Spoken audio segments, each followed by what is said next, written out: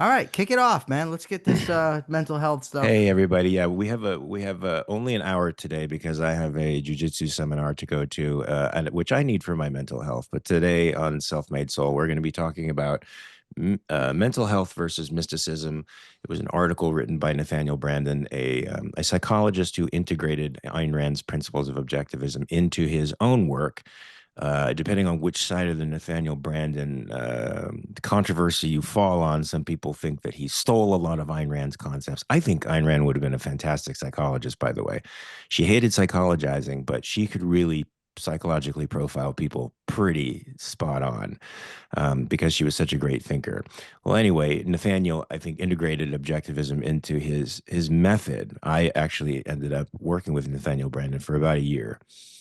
So I got the benefit of some of that, um, some of that integration for the brief time that I was with him. This article is interesting, Michael, because I mean, over the last two times we've had sessions, we talked about our lives, and I'm sure many people might not have had the same exact experiences as us, but they certainly had experiences that fundamentally harmed them in some way, put them in pain, gave them psychological barriers that even to this day they're still trying to overcome.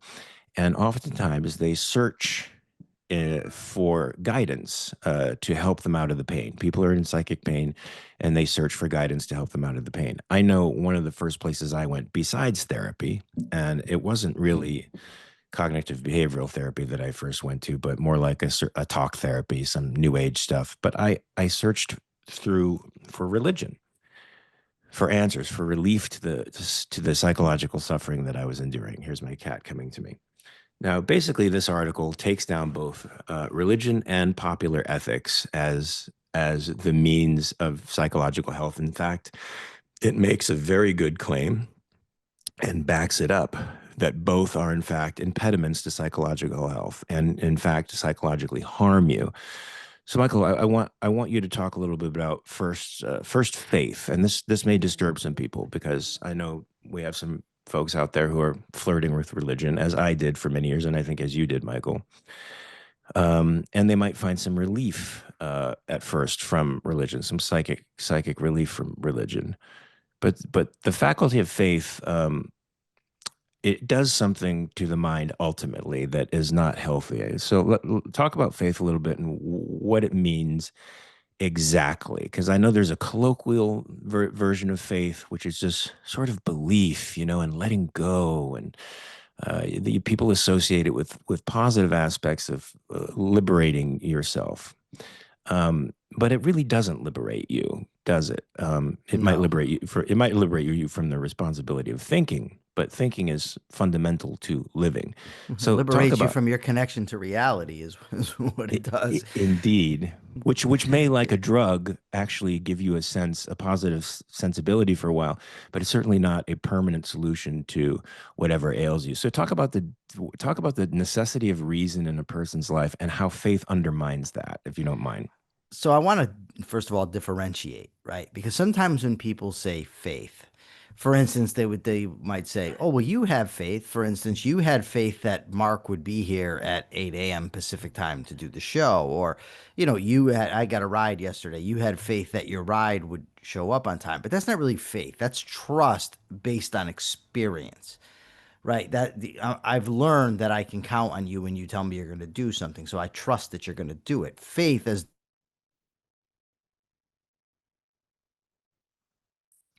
We have a Michael Friesen defined by the problem. Apostle Paul, evidence of. I froze. Am I still Yes, froze? Am I still you froze for a froze? second, but no, you froze. You Well, froze let's for a not make second, a but big deal about it. You know what I mean? came Because then back we end up fast. talking about you're like obsessed with my frozenness. But so now I forgot what I was going to say. What the hell was I Evidence of talking things about? Oh unseen. yeah, so that's Evidence. how yeah. So basically, it's to believe in things for which there is no evidence. So now you talked about how I, for instance, in you, look to religion for help. So as I would do that, I'm studying, say, the Old Testament, and you read a story about Lot's wife being turned into a pillar of salt, or two of every animal on the planet making it onto a boat in traveling around. uh, Elijah ascending into the heavens in a chariot. And then you move on to the New Testament and you have water turned into wine, two loaves of bread and five fish feeding thousands of people, a guy walking on water, and then, multiple people rising from the dead. And you know that this can't happen. So what do? You try to convince yourself of that which you know is not possible. The damage that that does, because you're evading your own mind, the conclusions that your own mind's coming to. So now, when you're trying to come to conclusions about other things, well, do you trust your mind? Do you trust the evidence of the senses? Do you trust your rational faculty? Or do you just say, oh, I'm going to believe differently, for whatever reason? And if you do that, you lose confidence in your ability to think. And if you lose confidence in your ability to think, you lose confidence in yourself and what you can accomplish and what you can do. So it turns into the opposite. People think, oh, I have faith in myself that I can accomplish things. But once you turn your mind over to faith in that way, the opposite is actually likely to happen. Now, there's just the first passage here, Mark. Let me just read it from Nathaniel Branden. He says the standard of mental health, of biologically appropriate mental functioning, is the same as that of physical health, man's survival and well-being. A mind is healthy to the extent that its method of functioning is such as to provide man with the control over reality that the support and the furtherance of his life require. And the hallmark of this control is self-esteem. So I think that's a great formulation, by the way, that integration of the mind and body, and that the functions of the body and the functions of their mind are to help you navigate reality, or to help you live. Sorry to interrupt you, but I love that integration, because most people separate the yeah, mind and body. well, think about just something, very simple. You are driving, and this is thinking in terms of control over reality, how we function. Now, suppose you look at your car and you see that the needle is approaching empty.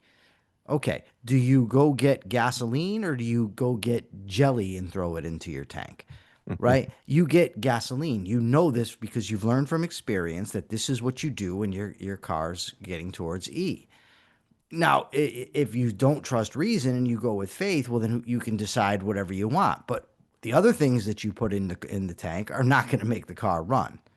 And it's you. I mean, you could take that and apply it to virtually anything on the planet, right? Anything that you want to do, if you have the choice between reason and faith, once you turn it over to faith, it's deuces wild, right? There's no way to distinguish how to think, what to accept as evidence, and it just turns into a mind that does not because trust then itself.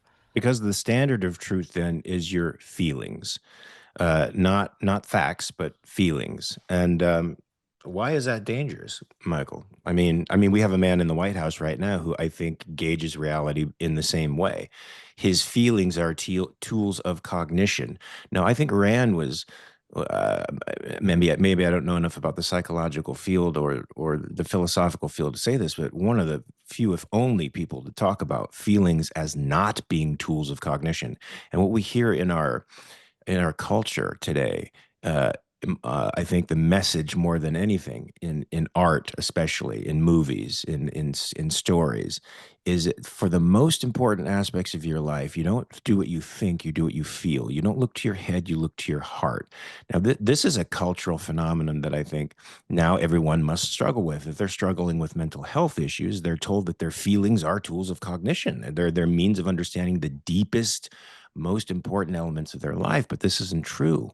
And now this is a fundamental shift for many people to not do what they feel, but do what they think. Um, I mean, so since this is so popular in the culture, it's popular in the acting community, it's popular, I think, everywhere.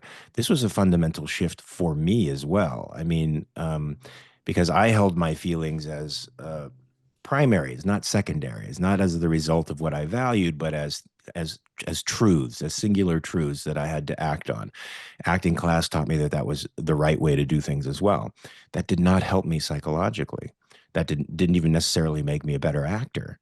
To think that way. How do you overcome that Well, first, like what cultural you're talking pressure? about, how often do we hear trust your gut? Go with your gut, trust your instincts, which all that means is trust what you happen to feel, right? Whatever you happen to feel, go with it. But as has been pointed out, as far back as the Stoics and Marcus Aurelius and Epictetus, in modern times, you can look to Albert Ellis and rational motive behavior therapy, Aaron Beck's cognitive behavioral therapy. It's the identification of the fact that emotions stem from the way that we think, from the judgments that we make, and of course, Nathaniel Branden really drives the point home, and Ayn Rand does as well. And just, two examples. If you think about my upbringing, right? I was taught that uh, violent responses to what people do, if people offend you or, disrespect you, violence is acceptable. You can't allow people to talk to you a certain way, to look at you a certain way, whatever. So those were the values that I took in as a kid. So my emotional responses were to become angry and violent if somebody did something that I felt was disrespectful. My emotional responses stemmed from the conclusions that I had already formed. So now if I just trust those emotions, well, we could see the result, the 25 years of incarceration. And to tie it directly to morality, there was a time when I was studying to become Jewish. I was going to convert to Judaism, and I had stopped eating pork, and I was practicing kashrut. And I remember one time somebody cooked something with pepperoni, and I wanted it, so I ate it, and then I felt incredible guilt. Why? Because Mhm. I had accepted the conclusion that Mm. eating pepperoni was wrong. So then I became guilty. And here's where you really can see the intersection, as we talk about, between philosophy and psychology, right? Because psychology cannot tell you what values that you should adopt. All psychology can tell you is that your emotional responses will reflect the values that you have adopted, the conclusions that you've accepted. That it will dictate your emotions. But what do we do about the values? How do we identify the proper values? And here's where philosophy comes in, and where Ayn Rand comes in, and where Nathaniel Branden's article comes in. Because if you accept your own life as your standard of morality, your life, your well being, your happiness, this is your standard, right? This is how you determine what's right or wrong. Now, your emotions will follow that.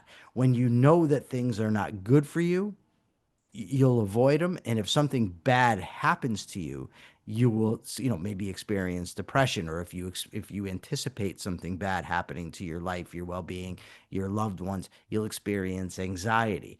But the key is to adopt the proper values, the life-serving values that we need, and then the proper emotional responses will follow. But it's always the thinking that matters. You can never just take emotions for granted, because even a mind that has done the work to integrate a proper morality, we still might have vestiges of an old morality that we haven't fully let go of yet. And so you might get a knee-jerk emotional response to something, and you can't just take that for granted as accurate. You have to assess and think about your course of conduct, about what's occurring. That is the proper relationship between the mind and reality, and between thought and emotion. So now, Michael, after having read your book, so everybody out there knows, I don't even know if Lee is in this conversation, but Lee, yes, I finished the book over the weekend. It was really for me a great, not just reading about your life and life behind bars and some other stories that I knew already, but it was a great reminder of how to think and how important thinking is. Look, Michael, also reminded me that it was a process of years for you to integrate this stuff. You know, you're reading this material as I'm reading this material in my 20s, and you understand in an abstract sense all the principles. You're like, this stuff is amazing. This is true. This is great. And yet you're doing all the wrong things, irrespective, because those principles have not yet sunk down into your soul. And I remember reading something. You may be familiar with this or not, but I remember hearing Leonard Pekoff talk about how he was writing a concept on the board in class. It was a concept that he'd been teaching for years and years and years and years, and suddenly he sat back and looked at it and he said, "It's true." It became a felt sense to him. And likewise, these principles of reason as your highest value, reality, as the standard, these absolutes of reality and reason, they sound great, but they take a while to integrate into your body so that they become a felt sense, so they become real values for you, so that you can then start pursuing values that are pro-life instead of anti-life. Now, for you, I mean, I got the impression that these changes happened instantaneously, but it seemed like it took around a decade for these things to really start getting into your Yeah, and system. it's still happening. I still have emotional responses that are out of context based on an old value system. And something that you just said, I don't think you meant it the way that it sounded to me, but I just want to clarify is that you don't have to wait until your emotions catch up to your thinking in order to act accordingly. The thing to do in those situations is to go based on your rational judgment, not based on the emotional response. And I'll just give you a quick example. Um, my good friend Brent, he once found that the inmates, he was working at commissary, so the inmates they steal stuff or whatever, they put it in the commissary bag, so he gets stuff in his commissary bag that he's not supposed to have. And he was going to be judged for returning it, and he knew that. The commissary outside employees are going to look down on him, the other inmates look down on him, but it was the right thing to do. So regardless of the feeling that he had about it, the feeling silly or whatever, he still returned the stuff. Much later, just a couple months ago, somebody threw hot coffee on him in prison. Now, Brent is an absolute beast when it comes to fighting. Brent probably would have dismantled the dude.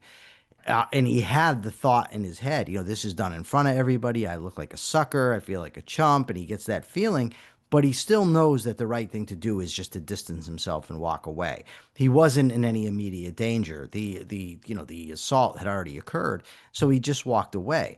He didn't wait until his emotions were in line with what he wanted to do. He just did it, what his mind told him to do.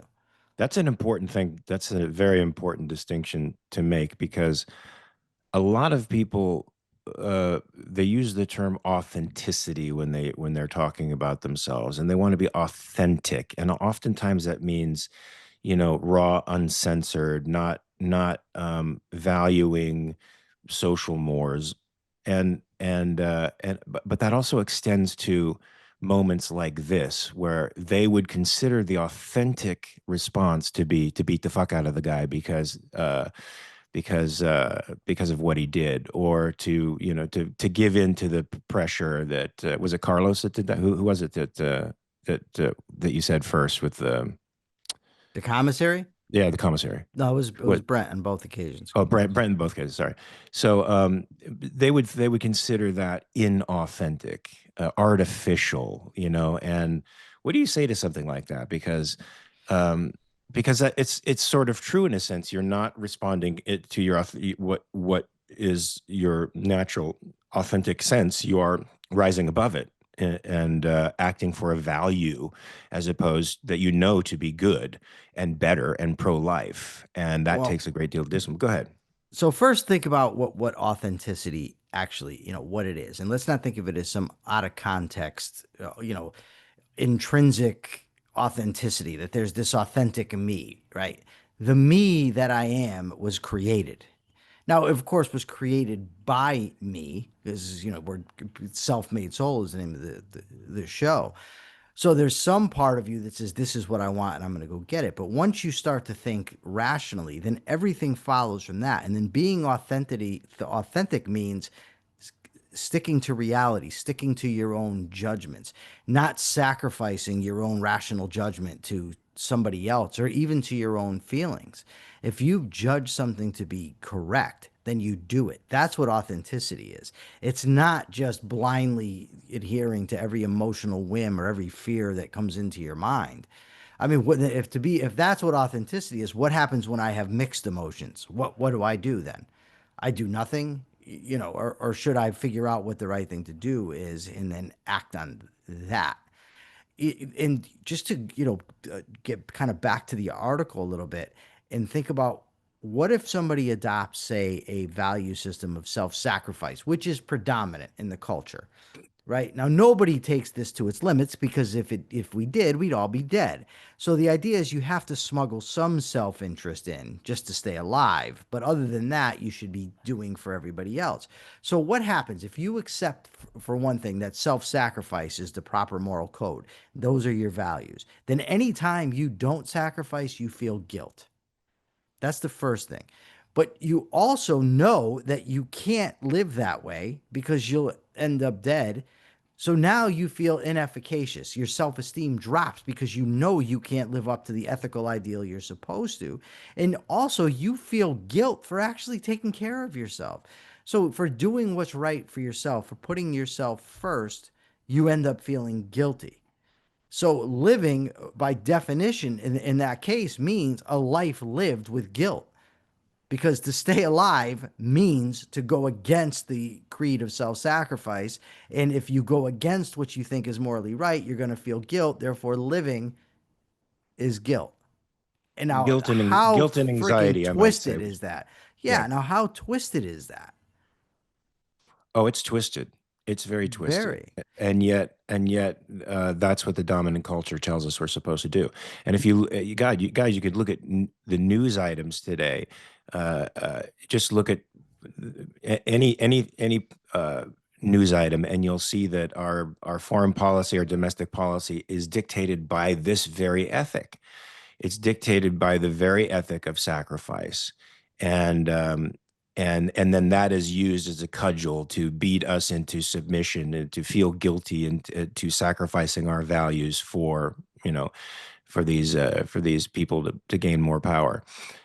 It's an incredibly sick cycle that dominates the culture. So a person who's suffering from mental illness, from chronic anxiety, from guilt, from depression, who can't seem um, to service their own life, to pursue values that make them happy, is not served by the culture at large or by what the culture offers in terms of solutions for their problem, because the dominant moral ethics is to sacrifice, and the dominant epistemological take on being happy is to have faith, not to So be self rational. so think about it. So self-esteem is a combination of self-confidence and self-respect. The way Nathaniel Branden puts it is that I believe I'm capable of achieving the things in life that I want, and I'm worthy of achieving them.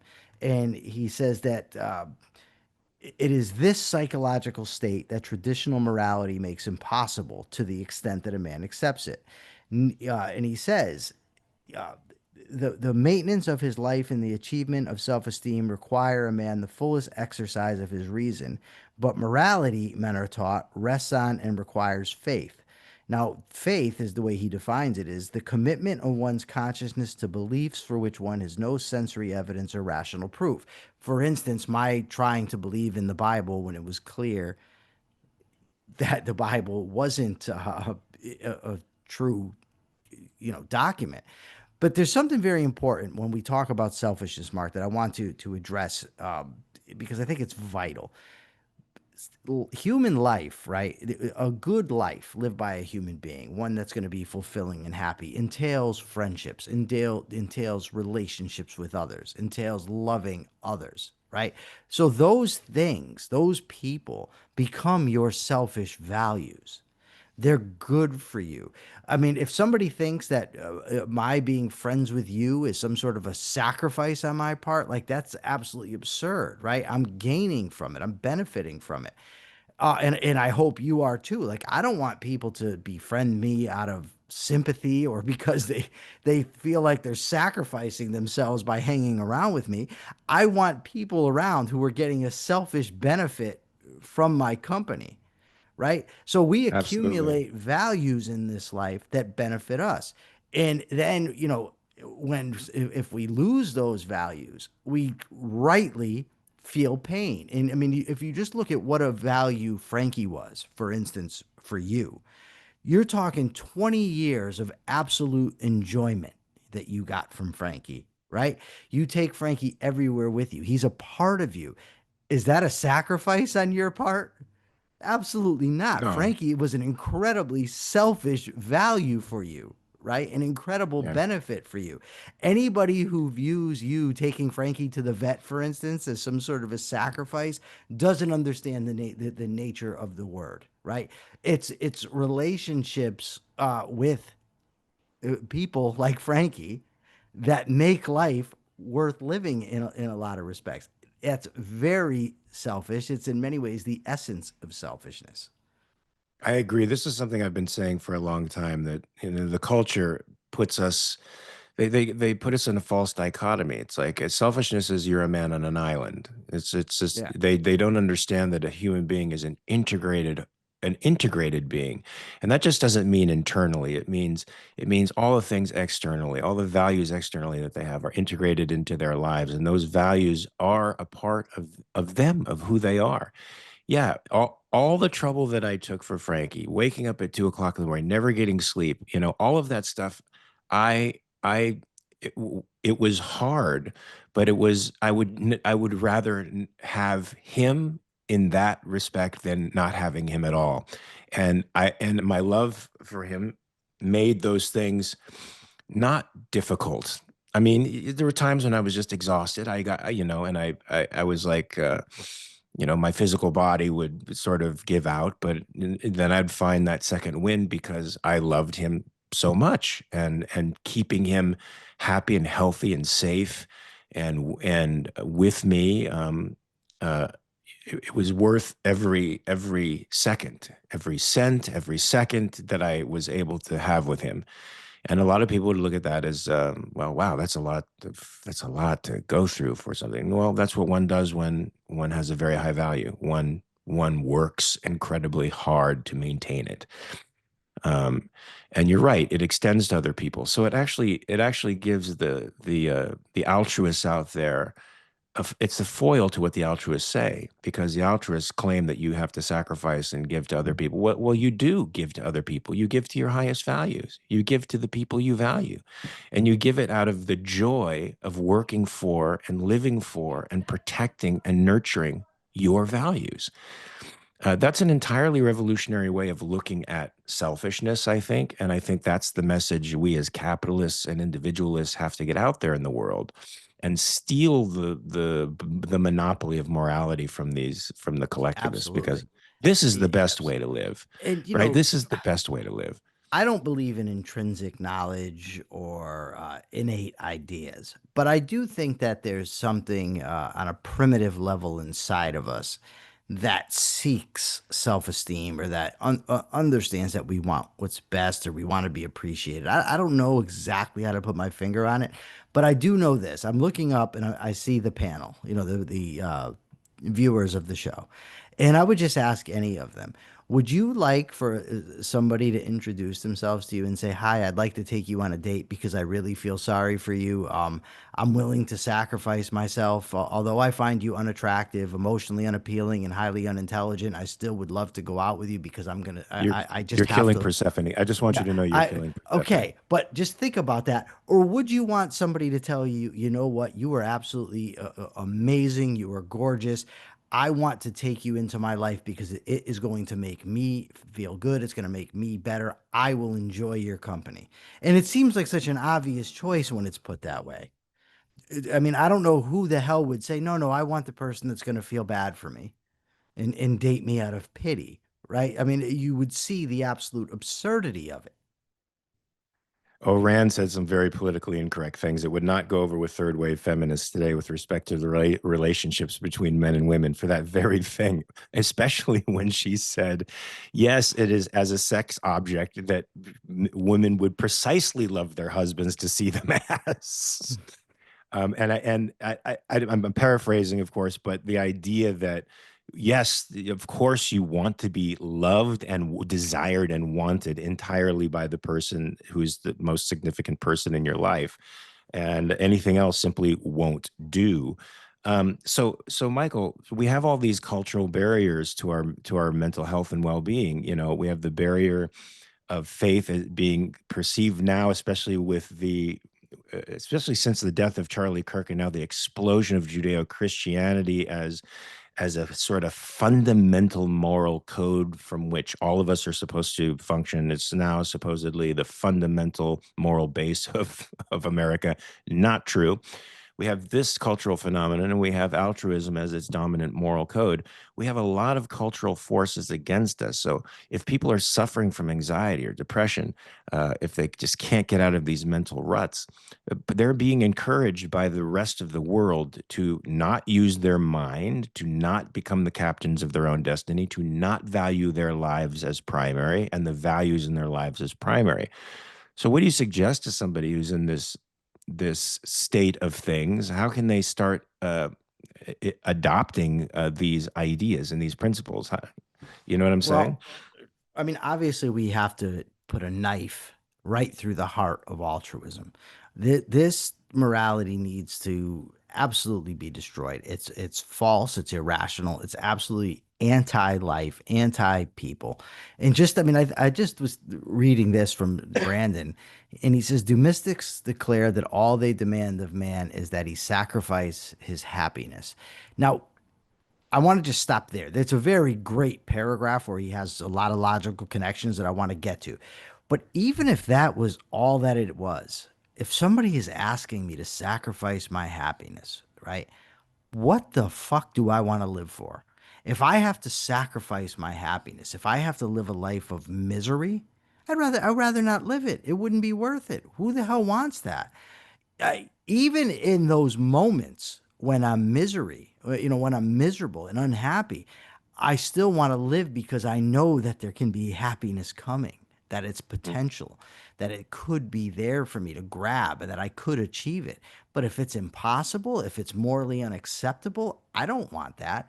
So, but he says this then to sacrifice one's happiness is to sacrifice one's desires because happiness results right from the achievement of our desires. And he says to sacrifice one's desires is to sacrifice one's values. Now, importantly, there's the connection. Desire, the emotion, stems from what? From our values, from what we've concluded, we should be doing. That determines our desires, right? But he says, but this, and this is great, to sacrifice one's values is to sacrifice one's judgment. Again, the values stem from the judgment. So you can see the entire logical chain. And then he says, but to sacrifice one's judgment is to sacrifice one's mind. And it is nothing less than this that the creed of self sacrifice aims at and demands. And what I think of, when I think of the sacrifice of the mind is in One Flew Over the Cuckoo's Nest. Do you remember at the end when what the hell was his name? R.P. McMurphy, the character played by Jack Nicholson, he has the lobotomy Hmm. and he's still living. He could still walk. He could still breathe. He even could fight for his life out of instinct when a pillow was put over his face, but his mind was gone. That is the ultimate conclusion of the sacrifice of one's mind. Now, we don't normally see that extreme in daily living, but the principle is nonetheless the same, that that is the road to which a mind that just continuously sacrifices itself leads to.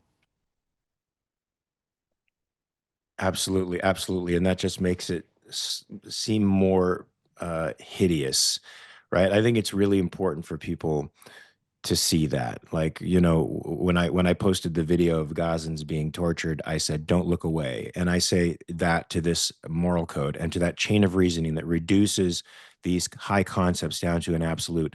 I say, "Don't look away." This is the goal of the people who preach altruism. It is they want your mind gone. They want you gone. And I say, you should not be their victim. You are worth living and being happy and seizing that. And the way you do that is by embracing reason as an absolute instead of giving it up, and embracing your self-interest, your rational self-interest as an absolute for ethics, which will require you to implement virtues in your life that I think will change your life for the better. One of those virtues being honesty. That, as Michael, I remember you saying that, the convict can permit himself not one lie, not one single lie. I have to tell you that that may be especially true for convicts, but I think it's almost as equally true for any human being. You can't Oh, permit I yourself think a it lie. is. No, Yeah, depending on what your goal is. So, if your goal is to be a rational human being with integrity, then no, of course you can't. you can't lie. The point of saying that in the context that Dr. Samanow said that was you're trying to reform criminals, right? Hmm. And if you want to stop a criminal from being a criminal, you can't permit him any exceptions. So, what the implication is that people can be dishonest and yet not be criminals, right? You're a regular person. A criminal cannot allow himself to be dishonest because it inevitably would lead back to crime. But I really want to get back to something, Mark, because I think it's vital when we're discussing an ethic of selfishness, and it has to do with friendship and how having friends and doing things for friends is not a sacrifice as long as you're not trying to live for your friends, as long as their judgment doesn't become more important to you than your own, or you are sacrificing pieces of yourself for them. And the reason I wanted to come back to it because there's an awesome part in the movie Tombstone where the character Doc Holliday is dying. He has tuberculosis and he's out fighting for Wyatt Earp. And his one of the guys that's there fighting with him says to him, Doc, I don't know why the hell you're doing this. You're sick. And he says, well, I'm doing it because Wyatt Earp is my friend. And the guy says, shit, I got lots of friends. And Doc Holliday says, I don't. And the point is he places so much value on the friendship with Wyatt Earp that he's willing to do things for Wyatt Earp, to stick by his side, to help him maintain his life. But it's And even because and even that's his friend, right? It's a and friend. That person is a tremendous value to him, yeah. which is illustrated by the fact that he says, "But I don't have a lot of friends." Right? Now, what happens when you have something you value, but you don't have a lot of it? You value it more. In economics, it's scarcity. All things remaining equal, demand stays the same, supply goes down, the value goes up. So in that case, for him, the value of that friendship was elevated. Well, maybe it wasn't just because Doc Holliday was difficult, but he was an extremely judgmental, and I mean this in the proper sense, man, and only a man of virtue could actually meet his standards, and Yeah, well, Wyatt I'm Earp not met those justifying everything standards. he did in the movie. It was just that part. Uh, Let's be I love clear. everything Doc Holliday did in that movie, especially the end. I don't want to blow it for people, but in the end, he does something that's That pretty was awesome. incredible. That was Yeah. awesome. That was justice. Let's be honest. That was Best Doc justice. Yeah. Holliday on the planet, and he didn't have Yes. to lose any weight for it like Dennis Quaid did. Anyway, you're right. You'll do anything for what you value. I know that in my own life. You know that. I think being a passionate valuer is what makes life worth living. Um, but you have to embrace reason, folks. You have to give up the notion that faith is going to take you anywhere but down a road towards less consciousness, less awareness, less connection with reality, more evasion, more sacrifice of real truth for, I guess, the feel good sense that you're liberated from whatever you think you're liberating yourself from. You have to embrace reality and reason as absolute. So that's the beginning, I think, of good mental health, and then It's yes. embrace yourself as a value, and then find out what values are objectively good for you, and then pursue those. Um, and above all else, I mean, a commitment to reality and a commitment to reason requires rigorous honesty. And these things, I think, they hurt from time to time because you'll find aspects of yourself in introspection, if you're honest, that you don't like, that you'd rather not that they be there, but they are. And so you have to begin working, sorting those things out and becoming a better person. That's the aspirational aspect of living. The insatiable part of life is some people look at the insatiability of humans as horrible, that they're greedy and they never stop wanting. No, that insatiability is awesome. It means you never stop growing, you never stop aspiring. You're always realizing potential. Once you rise a little bit higher, your potential gets even greater and you can rise even higher. And I remember I used to go to this philosopher who was an objectivist, And I used to tell him, I'm so dissatisfied with my work all the time. I feel like, I'm in a constant state of dissatisfaction with what I do as an actor. How do I get better at this? Now, my own teacher had no real response to this because he was sort of an idiot. But this guy turned to a statue of the god Mercury that he had in his house, and the god had his hands like this, and he was flying through the air. And he said, "Mark, every time you get better, you go like this, but your potential goes like this." And so every time you rise, your potential rises. So you'll always sort of be behind that. But that's sort of the beauty of being a human being, is that you continuously improve and this can happen at all ages. It can start at all ages and it can continue all the way until your last breath. Continuous self improvement. It's not something that should make you neurotic and freaked out. It's something that should make you happy. It's something that should make you happy. The pursuit of betterment, the betterment of yourself. You are a lifelong project. That's a wonderful, wonderful thing. But so many people today, Michael, I don't know if you want to address this. They look at this self improvement as a kind of burden, like a Well, millstone around their necks. well, That this let's start with what is common today. Some I don't know if fad is the right word, but we'll just use fad for lack of a better word. So you look at, say, Stoicism and Zen Buddhism, right? The idea is just be content with what you have. Don't desire, don't crave. But desiring is a part of life, and if you don't desire and don't crave, yeah, it's true, you won't have to suffer loss, but you also don't get to experience happiness. And I'm willing to experience loss if it means I get to experience happiness. It makes it all worth it. You know, I was trying to get into a college program in prison, and we had to read something, and then we had to write an essay on it. We had to do it in like 20 minutes or something. And what they had me read was something by Alexis de Tocqueville. And he wrote basically about how Americans are so unsatisfied. They're never happy with what they have. They want more. And he was really criticizing it. And I wrote an essay called Happy with Discontent, right? And the point was that, we can be discontented but be happy, meaning we could want more, but still be happy with what we have. But we understand that growth is a process, and that process we can enjoy. So, yeah, sometimes does it suck when I screw up and I'm not where I want to be? Yeah. But growing and taking the steps necessary to grow and understanding what I've been able to accomplish. For God's sake, yesterday I was at Leonard Pekoff's birthday party. I've been reading this guy for decades. That's an achievement.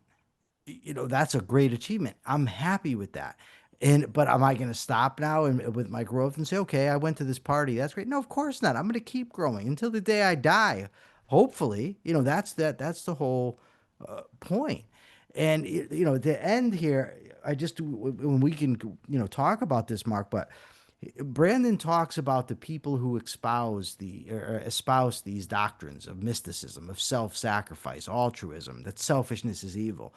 And he says, if the advocates of these doctrines bear a grave moral responsibility, there is a group who, perhaps, bears a graver responsibility still. The psychologists and psychiatrists who see the human wreckage of these doctrines, but who remain silent and do not protest, who declare that philosophical and moral issues do not concern them, that science cannot pronounce cannot pronounce value judgments, who shrug off their professional obligation with the assertions that a rational code of morality is impossible, and by their silence lend their sanction to spiritual murder. And I think that that's accurate. I think that a healthy psychology, I started off saying that psychology, and I probably misspoke in this. I said psychology can't give you the answers of what you should value. And I probably should have said psychology absent a philosophical base cannot give you those answers, because you need, if you want to have proper growth, a proper philosophy, right? You can't sever the connection between the two. And that's why we have this show, the intersection between psychology and philosophy. The two necessarily need to be integrated and combined in order for us to grow as people, to become better people, to become happy people. I couldn't agree more. Now we only have like a few more minutes. I wanted to open up the stage for anybody who had any questions. Also, before we do that, Michael, I wanted you to announce the next essay that we'll be talking about next week, if you could. That way, anybody out there who wants to read the essay in advance can read the essay in advance, and that could inspire even more conversation at the end if they have any questions or comments or insights that they can lend us too. Sure. The next essay will be The Psychology of Pleasure by Nathaniel Branden. If you I'm sure if you Google it, it'll come up. You Right. can find it somewhere on the internet, The Psychology of Pleasure by Nathaniel Branden. We will be diving into that next week, and then at least one more of Branden's essays before we move on to our next topics. Yes, folks, God forbid you should experience pleasure in life. God forbid you should have self esteem. God forbid you should feel proud of the achievement of your character and the achievements that you've had in life. God forbid the world will hate you for being a decent, virtuous person, because that's how twisted things are today. But I urge you to resist that and continue to be an efficacious person, an aspiring person, an ambitious person. Ambition is not a sin, folks. It is a good thing. It is a good thing. It's a moral thing. It's a just thing. It's you valuing yourself and valuing achievement. And that shouldn't put a lot of pressure on you, folks, because the achievement that I'm talking about doesn't necessarily have to be wealth and fame, or any of the things that the world might or the rest of the society might value. It could be just your character, the content of your character, the way in which you live. I'm not saying aim low, but I'm saying there's a great diversity of achievement in human life that you can embrace. But you should embrace it. You should embrace the aspirational character of the lifestyle that we're talking about. It's not pressure. It's good. It's not. It doesn't put you under any. Um, um, it shouldn't put you under any neurotic pressure to perform. It should be just the simple desire to pursue values and to be the best person that you possibly can. So if there are any questions out there, feel free to raise your hand. Yes, Emily. Hi, can you hear me? Yes. Yes. I'm not Emily. I don't know how to change that. My name's Anna. Hi, Hey, Anna. So I saw yesterday that you okay, totally off topic. I saw that you liked my Twitter thing that you were cast in the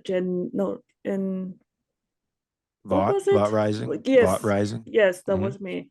I'm really happy for you.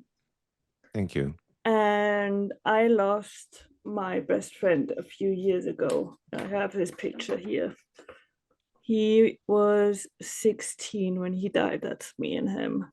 So I know the feeling of losing your best friend, Mark. Thank you. And I think I already said that in the chat that for your own mental health, you keep going, like carrying on. It's like the best thing to do. And also for like I don't know, like keeping him in your mind for like Frankie. I have that with him, with my best friend. I have his picture right here. You have Frankie everywhere in your house as pictures, and it's just for your own mental health. Is I guess it's the best. I don't know.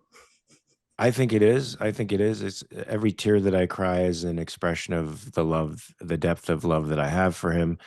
I know Manu said that my house seems to be turning into a shrine to Frankie, as is my body, but my heart Yeah. is already a shrine to him, and so it just reflects what's in my heart.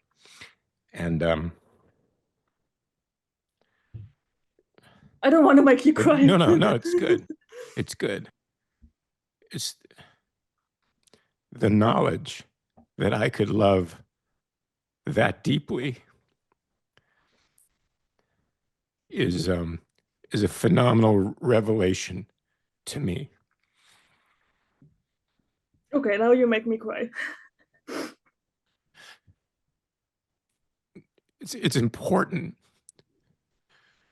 I look at this as a revelation to me that I never knew I could love as deeply as I did and as innocently as I did.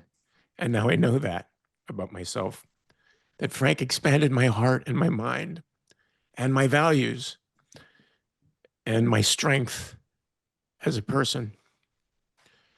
And I have that now, and it won't go away. That's part of me now. That's part of my character.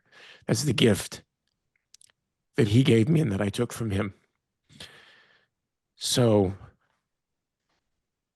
even though I'm in deep mourning, I look at it as a wonderful, wonderful, irreplaceable thing to have expanded my heart and my mind to that degree, and makes me a bigger person now than I was before I knew him. So, it's good. And I know that I'm going to recognize that good as more than just an abstraction once I'm over grieving, whenever that happens. It may take a while. And maybe the pain that I feel now by missing him will be replaced with something a little more poignant, something. I mean, already when I was at the hotel in Toronto that I'd spent so much time with him at, when I went back to the hotel after shooting, I felt a sense of peace, because I don't know if many of you knew this, but I was what they call the cover set. So I had to wait until it rained for us to do our scenes. So I was there for 2 days, and I was at the hotel where Frankie and I had spent a lot of time, and he was everywhere in my mind. And I was crying all the time because he was everywhere in my mind. And then they transported me to the hotel near the set, which was about an hour and a half away. And I cried even harder because I felt like I was leaving him behind. But through all those tears, I began to realize that, well, it's actually sort of a beautiful thing. He's always there. He's always there. Yeah. And so when I got back, I felt peace. I didn't feel tears. It was like, yeah, I remembered everywhere he was, in that room with me, in the bed with me, all of that. But he's there always now. And that sort of gave me comfort, that sense that in my mind, in my heart, those places will always have him. They'll be colored by him. And that means that when I'm there, I'm going to feel something more for those places that nobody else will. I'll have that experience, but nobody else will. Anyway, I appreciate the fact that you understand my feelings, and thank you for your support. Yes, Frankie's great. Frankie's my angel. And take your time, and we love you, we support you. I would love to give you a hug, but you're like 3,000 miles away. But thank you. I appreciate that. Any other questions, comments, or concerns, folks, before we adjourn today and then see each other next week? I hope that this has been of value to you guys, to see the absolute importance of reason and the absolute importance of rational self-interest, and how much that can enrich your life. And even in my own life with Frankie, it was a completely selfish relationship. I had him in my life because he enriched it. And some people might not have been able to take all of the trouble that I was able to take with him. But for me, it was a joy and was a pleasure to make his life as good as possible, made my life as good as possible. And you may find that with pets in your life. You may find that with significant others in your life. Any value in your life to make it better makes you better. Any other questions, comments, or concerns before we adjourn today? Normally we would go on longer, probably for an hour and a half, but today I have to do something selfishly for myself. I have to attend a seminar in jiu-jitsu, which is good for my mind, good for my body, good to integrate with my jiu-jitsu community. It's sort of my church. So I have to go there for that. But any other questions, folks?